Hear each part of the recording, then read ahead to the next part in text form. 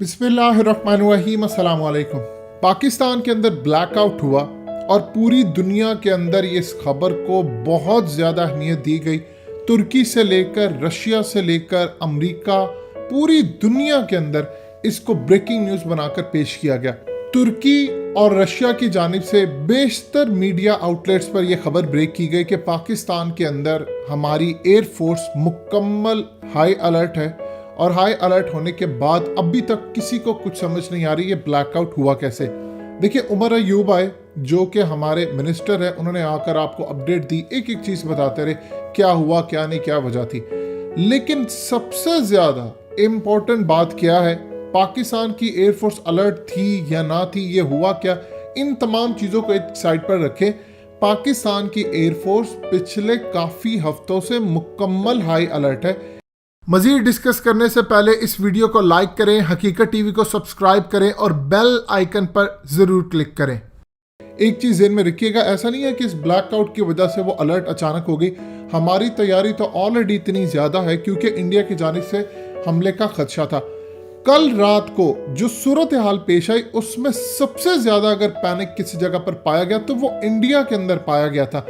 India की air force Pakistan के through out जितना ब्लैकआउट रहा, इसमें मुकम्मल तौर पर हाई अलर्ट रही और सारी रात को इंडिया इस सूरत हाल को उसकी इंटेलिजेंस एजेंसियां, इवन अमेरिका, एक एक चीज मॉनिटर करता रहा और इंडिया को अलर्ट जारी करता रहा कि क्या सूरत हाल है क्या नहीं।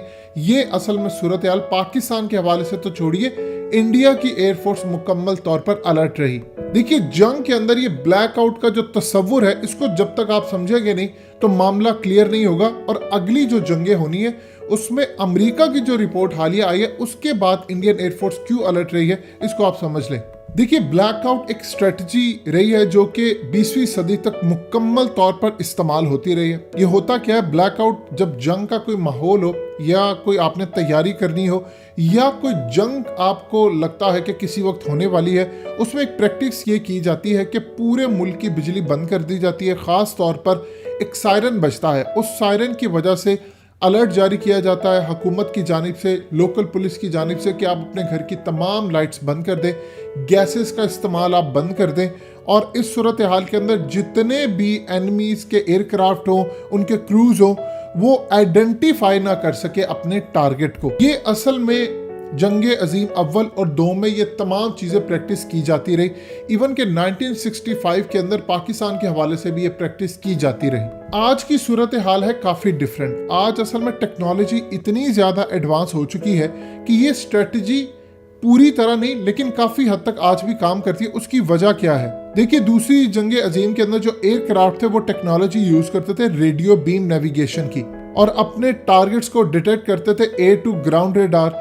अब सूरत हाल ये है कि उस वक्त ना तो नाइट विजन गॉगल्स हुआ करते थे, ना ही कुछ सूरत हाल, उस वक्त जो एयर क्रूज थे उनको चीज़ें नज़र नहीं आती थी। अगर लाइट्स नीचे जली होती तो वो इजीली टारगेट कर सकते थे। आज सूरत हाल मुकम्मल तौर पर बदल चुकी है। आज जितने गाइडेड मिसाइल हैं ये असल में रात के वक्त नाइट विजन पूरी तरह ये काम करते हैं, आपको चीज़ें नज़र आती हैं। और इस सूरत हाल के अंदर 1991 के अंदर जो गल्फ जंग हुई थी उसमें आखिरी दफा बड़े लेवल का ब्लैकआउट देखा गया था और हालिया चंद सालों में वेनेजुएला के अंदर भी ये चीज़ देखी गई।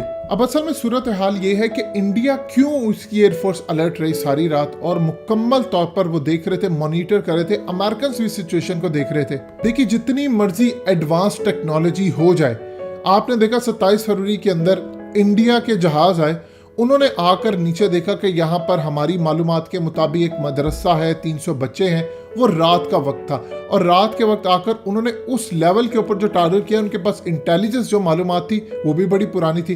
लिहाजा अगर डे का टाइम होता तो मामला बड़ा डिफरेंट होता। वो रात को आए और प्रॉपरली अभी तक वो काम नहीं कर सके। इंडिया का प्रॉब्लम ये है कि इंडिया अभी तक बहुत सारे पुराने तैयारे यूज़ करता है, उसके अंदर टेक्नोलॉजी और ये जो फार्मूला है ब्लैकआउट का ये आज भी काम करता है। यानी मिसाल के तौर पर इस वक्त इंडिया की इंटेलिजेंस एजेंसियां और इंडियन एयरफोर्स ये समझती है कि पाकिस्तान ने ये जो ब्लैकआउट किया है ये उनके मुताबिक जो अभी तक हकीकत टीवी को मालूमात मिली है और आप तक पहुंचाई जा रही है, इंडियन एयरफोर्स और इंडिया की इंटेलिजेंस एजेंसियां ये समझती हैं कि पाकिस्तान ने ये एक्सपेरिमेंट किया है कि अगर जंग की सी सूरत हाल होती है तो कितनी देर के अंदर हम तमाम ग्रिड स्टेशन को बंद कर सकते हैं और इसको रिस्टोर कर सकते हैं।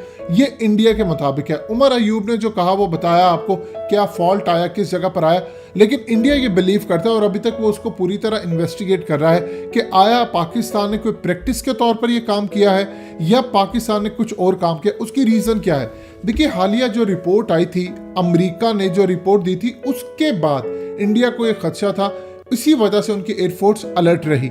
रिपोर्ट ये थी जो आपकी स्क्रीन पर चली, कई दफा हकीकत टीवी आपको ये बता चुका है कि ईएमपी जो टास्क फोर्स है, इलेक्ट्रोमैग्नेटिक पल्स वेपन की टास्क फोर्स अमेरिका के अंदर on national and homeland security, उन्होंने एक रिपोर्ट जारी की थी जिसने पूरे अमेरिका को दिल दहला दिया उसका, और इवन के इंडिया का भी। वो ये कहते हैं कि चाइना के पास ऐसी टेक्नोलॉजी है जो कि इलेक्ट्रोमैग्नेटिक पल्स वेपन्स यूज करे, अमेरिका की तमाम इलेक्ट्रिसिटी बंद कर दे, अमेरिका का पूरा ग्रिड स्टेशन तबाह कर दे, और इसी तरह के वो प्रोटोकॉल्स डेवलप कर दे कि पूरे का पूरा अमेरिका शटडाउन हो जाए, उसका इलेक्ट्रिक ग्रिड पूरी तरह मेल्ट कर सकता है। वो कहते हैं कि चाइना ने ऐसे active ballistic missile system program दुनिया में बना लिए हैं और वो इल्जाम देते हैं कि अमेरिका की टेक्नोलॉजी चोरी करके इन्होंने हाई टेक वेपन्स बनाए हैं जिससे इलेक्ट्रिक ग्रिड और की टेक्नोलॉजीज को किसी भी वक्त ये बंद कर सकते हैं और पूरे का पूरा मुल्क ब्लैकआउट कर सकते हैं, जिस तरह पाकिस्तान के अंदर रात को हुआ। हमारे ऊपर तो कोई हमला नहीं हुआ,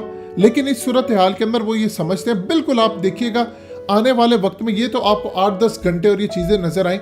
जिस दिन बड़े लेवल की जंग होगी, अमेरिका इंडिया का भी पूरा कबाड़ा हो सकता है और चाइना, इन दोनों ममालिक की पूरे इलेक्ट्रिक ग्रिड जो सिस्टम है, पूरे का पूरा सिस्टम जैम कर सकता है। वो कहते हैं कि चाइना ने ऐसी चीजें बना ली है जिससे नेटवर्क ऑफ सैटेलाइट को वो बंद कर सकता है, हाई स्पीड मिसाइल सिस्टम बंद कर सकता है, सुपर इलेक्ट्रोमैग्नेटिक पल्स वेपन्स के जरिए पूरी तरह इलेक्ट्रिक ग्रिड को जब मेल्ट डाउन करेगा, और क्रिटिकल कम्युनिकेशन जो कि असल में इमरजेंसी की सूरत में सिर्फ खास तौर पर मिलिट्री और दूसरे तमाम लोगों यूज करते हैं, उसको भी वो रोक सकता है। ये असल में इस रिपोर्ट में कहा गया है कि चाइना के पास ये टेक्नोलॉजी है।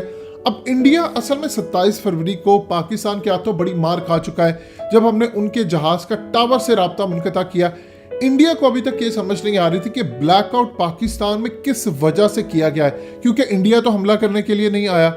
इंडिया को ये समझ नहीं आ रही थी कि असल में वजह क्या है। क्या ये ब्लैकआउट करके कुछ टेक्नोलॉजी का इस्तेमाल करके इंडिया पर तो चढ़ाई नहीं करने जा रहे, इसीलिए पूरे ब्लैकआउट के जो सिनेरियो था ये अमेरिका के साथ राब्ते में रहे, वो इनको इन्फॉर्मेशन प्रोवाइड करते रहे, एक एक चीज मॉनिटर करते रहे, जिसके बाद इनकी एयरफोर्स को उसी वक्त अलर्ट कर दिया गया था जब रात को 11:41 पर पूरे मुल्क का ब्रेकडाउन हो गया था।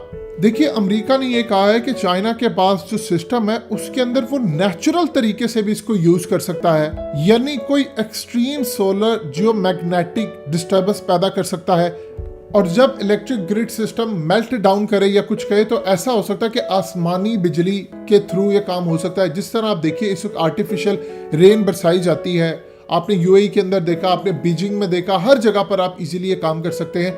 इस सूरत हाल के अंदर अमेरिका की इस रिपोर्ट में कहा गया है कि चाइना ऐसा हमला कर सकता है जिससे ये लगे कि नेचुरली कोई आसमान से बिजली गिरी है, इलेक्ट्रिक सिस्टम पूरा जाम हो गया। लिहाजा इस सूरत हाल के अंदर इंडिया कश्मकश में था। पाकिस्तान की जहां तक एयरफोर्स का ताल्लुक है, याद रखिएगा हमारी एयरफोर्स काफी हफ्तों से अलर्ट है, जबकि असल में जो पूरी रात अलर्ट रही वो इंडिया की एयरफोर्स थी। और ब्लैकआउट हमेशा डिफेंडर्स को फायदा देता है, ये याद रखिएगा। दोस्तों, हकीकत टीवी को सब्सक्राइब करना मत भूलिए, वीडियो को लाइक करें, शेयर करें और कमेंट सेक्शन में अपनी राय का इजहार जरूर करें।